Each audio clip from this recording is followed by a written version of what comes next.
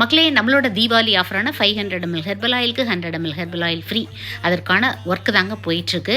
அந்த 100 ml free வந்து yellow கலரில் பேக் பண்ணியிருக்கோம். பேக்கிங் மட்டும்தான் பண்ணியிருக்கோம். தீபாவளினால கொரியர்லாம் ஸ்டாப் பண்ணியாச்சு. தீபாவளி முடிச்சு தான் எல்லாத்துக்கும் கொரியர் கொடுக்கப்படும். இதை பற்றின அப்டேட்ஸ் எல்லாம் அடுத்தடுத்து நம்ம பார்க்கலாம்.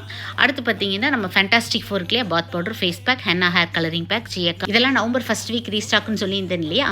வந்துருச்சு.